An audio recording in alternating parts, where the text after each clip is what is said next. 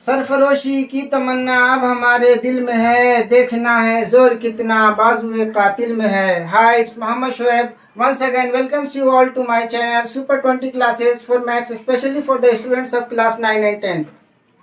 बच्चे जो इस वर्ष बोर्ड की परीक्षा में बैठने जा रहे हैं उनसे हम यही कहेंगे कि कामयाबी की तमन्ना अपने मन में भर के और अपने दिल में जोश और जज्बा लेकर आने वाली अड़चनों और बाधाओं से आप ये कहें कि कामयाबी की तमन्ना अब हमारे दिल में है, देखना है जोर कितना आने वाली अड़चनों में है।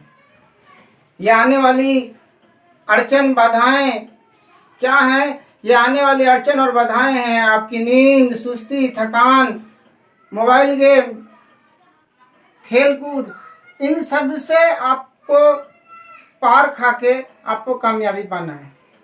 तो आज हम जो आपको पढ़ाने जा रहे हैं वो है 10th क्लास की मैथ की बुक का चैप्टर नंबर 1 जिसका नाम है रियल नंबर्स, और हम लोग जिसे कहते हैं वास्तविक संख्याएं। ये रियल नंबर्स, वास्तविक संख्याएं क्या होती है, इस चैप्टर में हम लोग क्या क्या पढ़ने वाले हैं वो इधर हमने मेंशन कर दिया है। इस चैप्टर में हम लोग पढ़ेंगे यूक्लिड डिवीजन लेमा, जिसे हम लोग कहते हैं यूक्लिड विभाजन lemma, Euclid division algorithm, Euclid विभाजन algorithm, fundamental theorem of arithmetic, अंक गणित की मूलभूत परिमेय क्या है इसके बारे में पढ़ेंगे, decimal expansion of real numbers, decimal expansion of real numbers जिसे हम लोग कहते हैं वास्तविक संख्याओं का दशमलव प्रसार। दशमलव प्रसार किस तरह का होता है और हम लोग कैसे कह सकते हैं कि किसी का दशमलव प्रसार कैसा होगा। इन्हीं टॉपिक्स को कवर करते हुए हम चैप्टर नंबर 1 आज कंप्लीट करेंगे। लेकिन उससे पहले हम आपको ये कहना चाहते हैं कि अपनी किसी भी पढ़ाई में हम आगे का नॉलेज तभी गेन कर पाते हैं जब हम उसको अपने पीछे की नॉलेज से जोड़ते हैं। और अगर हम उसको अपनी पीछे की नॉलेज से जोड़ लेते हैं तो वो चीज़ हमारे लिए बहुत आसान हो जाती है। जैसा कि मैंने आपको कहा था कि मैथ हम आपको बहुत इजी वे में पढ़ाएंगे, आसान करके पढ़ाएंगे। तो आसान करने का पहला ट्रिक ये है कि आप उसको अपनी पिछली नॉलेज से जोड़ दें। पिछली नॉलेज से जोड़ने का मतलब है कि रियल नंबर थोड़ा सा हम आपको पीछे की तरफ ले जाते हैं। जो हमने पिछली कक्षाओं में पढ़ा था, क्या पढ़ा था कि प्राकृत संख्याएं क्या होती हैं, पूर्ण संख्याएं क्या होती हैं। प्राकृत संख्या जिसे हम कैपिटल N से डिनोट करते हैं, प्राकृत संख्याएं संख्याओं का वो समूह है जिसमें गिनती की सभी संख्याएं आती हैं जो 1 से प्रारंभ होती है और अनंत तक जितनी भी हो उन सबको प्राकृत संख्या कहा जाता है। इसमें जितनी भी संख्याएं हैं वो सब प्राकृत संख्या कहलाती है, चाहे वो 1 हो, 5 हो, 8 हो या आगे इसके आगे अनंत तक 5 लाख हो, 5 करोड़ हो, 5 अरब हो, वो सब प्राकृत संख्या है। शर्त इतनी है कि बस 1 से पहले की नहीं है, 1 से आगे की सारी प्राकृत संख्या। इसके बाद चलते हैं पूर्ण संख्या जिसे हम लोग कैपिटल W से डिनोट करते हैं। पूर्ण संख्या, प्राकृत संख्या में अगर 0 और ले लिया जाए इस समूह में तो ये पूर्ण संख्याओं का समूह बन जाता है और इस समूह के हर संख्या को हम लोग पूर्ण संख्या कहते हैं। तो इस तरह हम लोग कह सकते हैं कि सभी प्राकृत संख्याएं पूर्ण संख्याएं हैं, लेकिन सभी पूर्ण संख्याएं जो है वो प्राकृत संख्याएं नहीं है। सिर्फ 0 को छोड़ के बाकी सभी पूर्ण संख्याएं जो है वो प्राकृत संख्या है। आगे चलते हैं इंटीजर्स जिसे हम लोग कहते हैं पूर्णांक। इसको कैपिटल Z या कैपिटल I के द्वारा दर्शाया जाता है। इसमें गिनती की सभी संख्याएं आती है, धनात्मक, ऋणात्मक, माइनस वाली और 0 भी।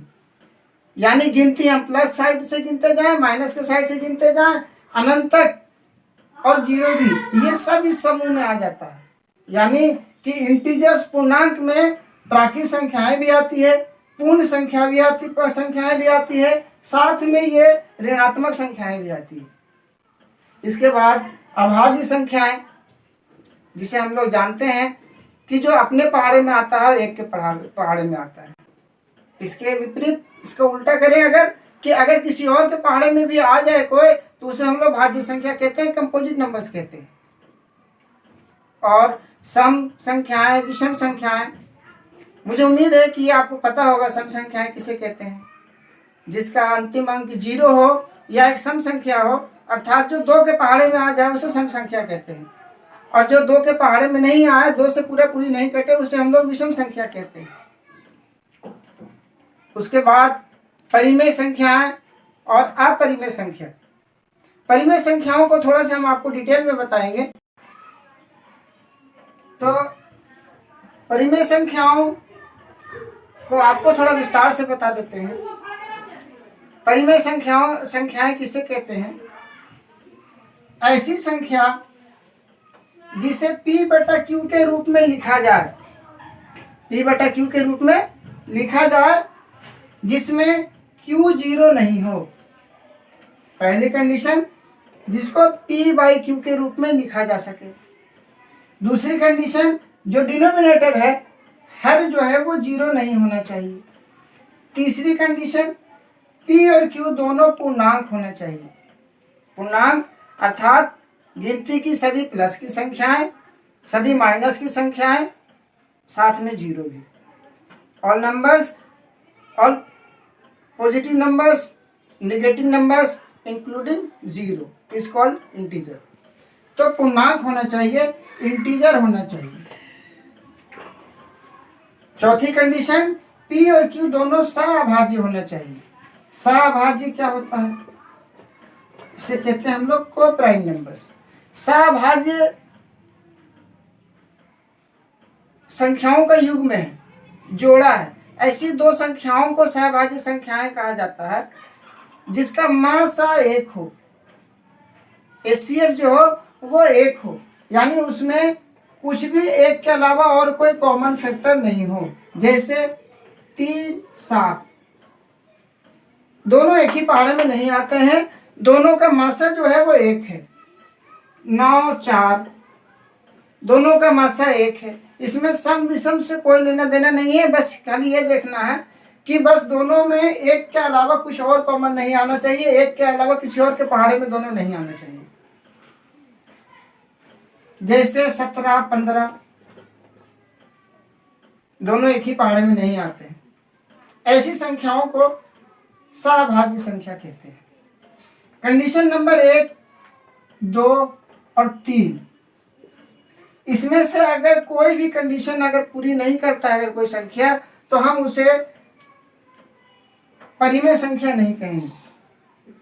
फिर चौथी कंडीशन यह है कि सहभाज्य अगर नहीं है, किसी कोई अगर दोनों अगर एक ही पहाड़े में आता है, जैसे कि 24 और 36 दोनों एक ही पहाड़े में आता है, P/Q के रूप में है, पहली कंडीशन पूरी हो गई। Q 0 नहीं है, दूसरी कंडीशन पूरी हो गई। P और Q पूर्णांक है, हाँ है पूर्णांक, तीसरी कंडीशन भी पूरी हो गई। आती है चौथी कंडीशन की। P और Q सहभाज्य हो।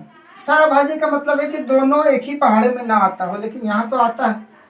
P भी 2 के पहाड़े में आता है, ये भी 2 के पहाड़े में आता है, और किसी के पहाड़े में भी आता है। तो हम इसको, जिसके दोनों जो एक ही पहाड़े में आता है, उसको हम दोनों को सिंपलेस्ट फॉर्म में कर लेंगे, जिससे कटता है उससे काट देंगे। तो 12 दूनी 24 और 12 तिहाई 36, 12 2 या 24 एंड 12 3 या 36। ये हमारा सिंपलेस्ट फॉर्म बन गया 2/3। यानी कि चौथी कंडीशन जो है हम इसको फुलफिल करा सकते हैं जबरदस्ती। जो 3 कंडीशन को फॉलो करेगा वो चौथी कंडीशन भी फॉलो कर लेगा अपने आप। तो 3 कंडीशन जो है, condition number 1, condition number 2, condition number 3, ये तीनों कंडीशन कंपलसरी है। इनमें से एक कंडीशन भी अगर फॉलो नहीं करता है तो हम उसे परिमेय संख्या की कैटेगरी से निकाल देते हैं। परिमेय संख्या तभी कहेंगे जब तीनों कंडीशन फॉलो करेगा। चौथी कंडीशन जो है, जो 3 कंडीशन फॉलो कर लेता है उसे हम चौथी कंडीशन फॉलो करवा देते हैं। जो कॉमन आएगा उसे काट के हम सिंपलेस्ट फॉर्म में कर देंगे और चौथी कंडीशन आप देखिए, अब ये दोनों 2 और 3 दोनों कोप रहेंगे, चौथी कंडीशन पूरी हो गई। तो इसे हम लोग कहते हैं परिमेय संख्याएं। आप परिमेय संख्याएं, इनमें से कुछ भी अगर नहीं होगा, जैसे कि √5/3 नीचे पूर्णांक है लेकिन ऊपर पूर्णांक नहीं है, ऐसी संख्याओं को हम लोग कहते हैं अपरिमेय संख्या। अब आते हैं हम लोग अपने टॉपिक पर, जिसका पहला पॉइंट है यूक्लिड डिवीजन लेमा। आपका चैप्टर जहां से स्टार्ट होता है वो स्टार्ट होता है यूक्लिड डिवीजन लेमा से। लेमा एक तरह का थ्योरम है, प्रमेय है। जिस तरह हम लोग थ्योरम पढ़ते हैं, प्रमेय पढ़ते हैं, वैसे ये लेमा है। लेमा भी एक तरह का थ्योरम ही है। ये यूक्लिड डिवीजन लेमा क्या कहता है कि यदि ए और बी 2 पूर्णांक हैं, जहां ए बी से बड़ा है, तब इन दोनों के बीच 2 पूर्णांक Q और R सदैव इस प्रकार मौजूद रहता है, विद्यमान रहता है कि A बराबर BQ plus R। If A and B are 2 integers such that A is greater than B, then there exist 2 integers Q and R in such a way that A is equal to BQ plus R, where R is less than B, greater than or equal to 0। अब इस चीज को हम लोग अपनी भाषा में समझते हैं क्या कहना चाहता है ये। तो कोई भी 2 पूर्णांक, मान लीजिए कि 17 और 35 2 पूर्णांक है। चूंकि ये डिवीजन लेमा है, विभाजन एल्गोरिथम है, तो जब हम इसको डिवीजन मोड में लेते हैं, विभाजन करते हैं, तो पहले देखते हैं कि बड़ा कौन है, छोटा कौन है। तो 35 जो है वो 17 से बड़ा है।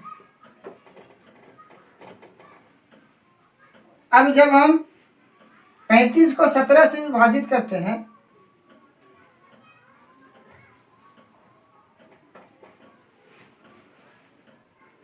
सत्रह दूनी 34, 34 माइनस कर दिए, 1 बचा। अब इसी चीज को जो है हम इस फॉर्म में लिख सकते हैं। ये A जो है, A आपका 35 है, B जो है, B आपका 17 है। तो 35 बराबर 17 गुने 2, ये शेषफल जो बचा है इसे हम प्लस करके लिख देते हैं। इसे हम अगर कहें तो A बराबर BQ प्लस R। तो किसी भी 2 नंबरों के बीच में ये Q और R हमेशा विद्यमान होता है जब हम उन्हें विभाजित करते हैं। इसी को हम लोग कहते हैं यूक्लिड विभाजन लेमा। हालांकि जब हम लोग विभाजन सीखे थे तो ये हम लोग विभाजन को भी प्रूव करने के लिए हम लोग जो फॉर्मूला काम में लेते हैं वो यही है। जब हम लोग किसी चीज को, किसी नंबर को दूसरे नंबर से विभाजित करते हैं तो इसको हम लोग कहते हैं,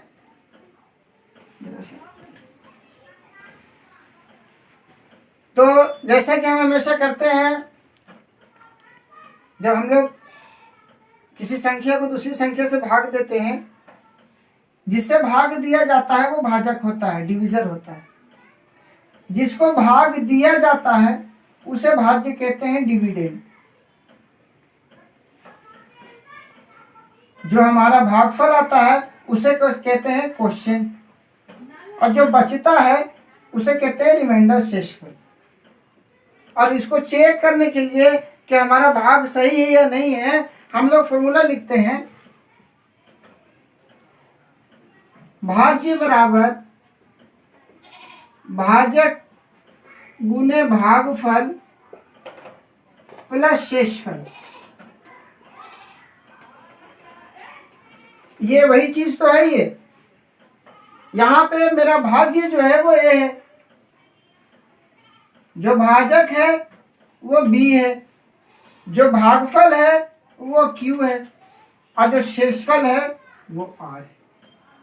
जहां आर का मान, शेषफल का मान हमेशा जो भाजक से है वो कम रहेगा, यानी r less than b. Zero भी हो सकता है आर का मान, अगर पूरा पूरी कट जाता है तो जीरो होता है, ना कटता है तो कुछ शेषफल बचता है लेकिन बी से कम रहता है, तो आर जीरो के बराबर। आर जो शेषफल होता है हमेशा भाजक से छोटा होता है, जिससे भाग दे रहे हैं उससे कम होगा तभी शेषफल होगा। आर का मान जीरो भी हो सकता है, अगर पूरा पूरी कट गया तो आर का मान जीरो होगा, ना कटा कुछ शेषफल बचा तो आर का मान कुछ हो भी सकता है। इसीलिए आर का मान जो होता है वो बी से छोटा, जीरो या जीरो के बराबर या जीरो से बड़ा। R less than b, equal to zero और ग्रेटर देन जीरो। इसी को हम लोग कहते हैं यूक्लिड डिवीजन लेमा, यूक्लिड विभाजन लेमा। अब हमारा अगला टॉपिक है यूक्लिड डिवीजन एल्गोरिथम।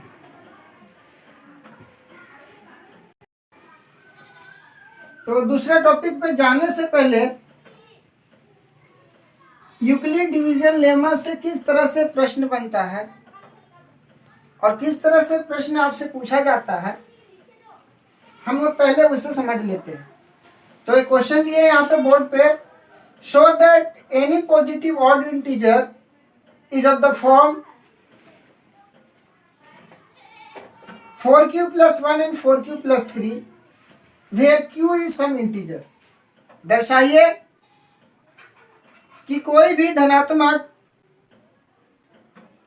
विषम पूर्णांक 4q plus 1 तथा 4q plus 3 के रूप में होता है, जहां q कोई पूर्णांक है। अब इस प्रश्न को हम लोग कैसे हल करते हैं, तो सबसे पहले हम लोग सपोज करते हैं, मानते हैं, माना कि कोई धनात्मक विषम पूर्णांक a है, जिसे हम लोग 4q plus 1 और 4q plus 3 के रूप में लिख सकते हैं। अब जैसा कि हम लोग जानते हैं कि a बराबर क्या होता है, a बराबर होता है bq plus r less than b, equal to और greater than zero. r b से छोटा होगा जबकि जीरो के बराबर या जीरो से बड़ा होगा। अब इससे हम लोग कंपैरिजन करते हैं तो b का मान निकल के आता है 4q plus 1 से हम लोग कंपैरिजन करते हैं 4q से,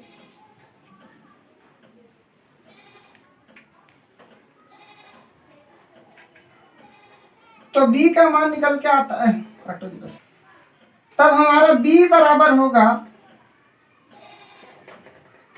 4। इसको इधर ना लिख के इधर लिख देते हैं, b बराबर 4। अब जैसा कि हम लोग जानते हैं कि r का मान जो होता है वो b से कम होता है, जीरो या जीरो से बड़ा होता है। तो r का मान क्या क्या हो सकता है, r का मान 3 हो सकता है, r बराबर 2 हो सकता है, r बराबर 1 हो सकता है, r बराबर 0 हो सकता है। r के इन्हीं मानों को हम इस यूक्लिड डिवीजन लेमा में रखेंगे। इससे हमें मिलता है a बराबर 4q प्लस 0 जब r बराबर 0,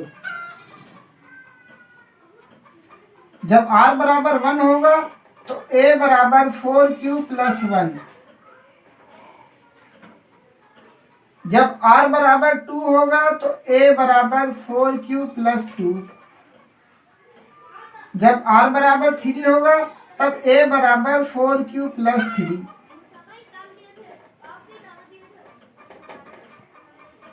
तो ये 4 संभावनाएं बनती है हमारे पास अब हमें सिद्ध करना है कि कोई भी विषम पूर्णांक जो होता है, ऑड इंटीजर जो होता है, वो 4q+1 और 4q+3 के रूप में होता है। जबकि यहाँ पे मेरे पास कंडीशन 4 है, इसमें से हमें 2 लेना है, तो 2 को हम कैसे छाटेंगे? तो पहली a बराबर 4q, 4 जो है, 4 जो है ये सम संख्या है और q जो है पूर्णांक है। जब किसी पूर्णांक को एक सम संख्या से गुना किया जाता है तो उसका रिजल्ट भी जो आता है वो सम पूर्णांक होता है, यानी कि ये है आपका सम पूर्णांक, इसलिए ये विषम पूर्णांक नहीं है। एक कैंसिल हो गया। दूसरे पे आते हैं।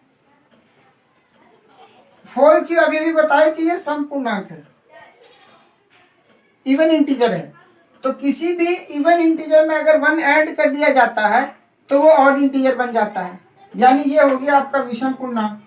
ये हमें लाना भी है। तीसरे पे आ जाते हैं। 4q+2, जब किसी सम पूर्णांक में सम संख्या जोड़ा जाए तो वो भी सम पूर्णांक होता है, यानी कि ये विषम पूर्णांक नहीं होगा। यहां आते हैं। 4q सम पूर्णांक है, 3 विषम संख्या है।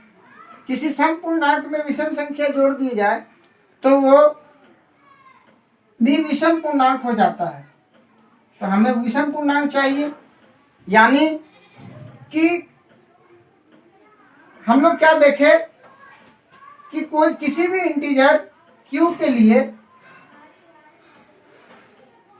जो फॉर्म जो होता है वो होता है हमेशा 4q+1 या 4q+3, इसके अलावा बाकी संभव नहीं है। अर्थात हम लोग कहेंगे कि किसी भी विषम धनात्मक विषम पूर्णांक के लिए 4q+1 और 4q+3 के रूप में हम लोग उसे लिख सकते हैं। हमें क्या सिद्ध करना था? हमें सिद्ध यही करना था कि किसी विषम धनात्मक पूर्णांक का जो रूप होता है वो 4q+1 होता है और 4q+3 होता है। तो हमने क्या देखा कि विषम में 4q+1 आया और विषम में 4q+3 आया, और यही हमें सिद्ध दिखाना भी था। अर्थात अब हम लोग लिख सकते हैं कि कोई भी धनात्मक विषम पूर्णांक 4q+1 और 4q+3 के रूप में होता है। अब हम लोग चलेंगे अपने next topic, Euclid division algorithm, Euclid विभाजन एल्गोरिथम। तो हमारा अगला टॉपिक है यूक्लिड डिवीजन एल्गोरिथम या यूक्लिड विभाजन एल्गोरिथम। लेकिन वीडियो काफ़ी लंबा हो रहा है, इसलिए इस टॉपिक को हम वीडियो में डिस्कस नहीं कर सकते हैं। अब इस टॉपिक को हम अपने कल के वीडियो में डिस्कस करेंगे। और जो हमने पहले कहा था कि एक क्लास में एक पूरे चैप्टर को कवर करेंगे, वो पॉसिबल नहीं है, क्योंकि वीडियो उसमें 2 से 2.5 घंटे का हो जाता है। हम चाहते हैं कि हम हर टॉपिक को डिटेल में समझाएं आप लोगों के, इसलिए एक टॉपिक के लिए एक ही क्लास ठीक रहेगा। तो जो हमने आपसे पहले कहा था कि एक वीडियो में लगभग एक चैप्टर को कवर करेंगे, तो अगर हम वैसा करते हैं तो वीडियो की लंबाई बहुत ज़्यादा हो जाती है, 2 से 2.5 घंटा हो जाता है, जो किसी के लिए भी देखना बोरिंग जैसा लगेगा।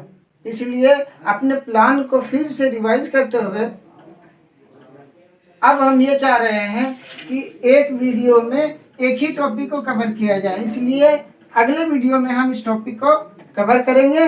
परीक्षा को एक अवसर की तरह लीजिए, जैसा कि हमारे माननीय प्रधानमंत्री महोदय जी कहते हैं कि परीक्षा एक अवसर है, अवसर हमेशा नहीं मिलता है, और इस अवसर को आप भुनाइए और रास्ते में आने वाली कठिनाइयाँ, अड़चन जो भी है, जो मैंने आपको बताया, उसको दूर करें और अपनी पूरी मेहनत के साथ लगे रहें।